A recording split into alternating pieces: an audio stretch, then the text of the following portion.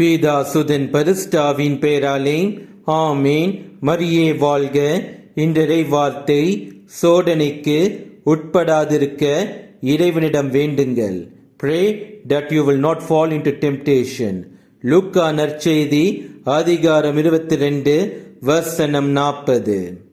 நாம் எப்பொழுதும் விழிப்பாக இருக்க வேண்டும். பாவத்தில் எப்பொழுது விழுவோம் என்று நமக்கே தெரியாது.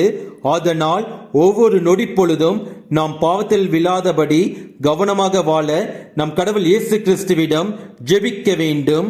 நம் கடவுள் இயேசு கிறிஸ்து நமக்காக சிந்தின ஒவ்வொரு இரத்தமும் நம்மை சோதனையிலிருந்து பாதுகாத்து பாவத்தில் விழாதபடி தூயவர்களாக வாழ அருள் வழங்குகின்றது.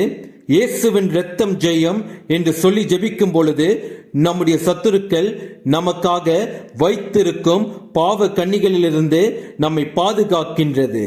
இயேசுவின் இரத்தம் ஜெயம். இயேசுவுக்கே புகழ். மரியே வாழ்க. ஆமேன். இரத்த கோட்டைக்குள்ளே நான் நுழைந்து விட்டேன், இனி எதுவும் அணுகாது, எந்த தீங்கும் தீண்டாது.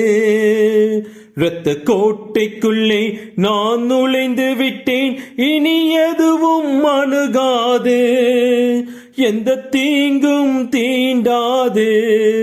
நேசரின் இரத்தம் என் மேலே நெருங்காது சாத்தான், நேசரின் இரத்தம் என் மேலே நெருங்காது சாத்தான்.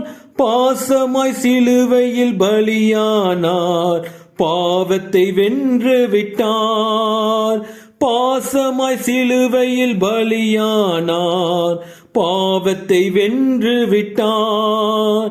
இரத்த கோட்டைக்குள்ளே நான் நுழைந்து விட்டேன், இனி எதுவும் அணுகாது, எந்த தீங்கும் தீண்டாது.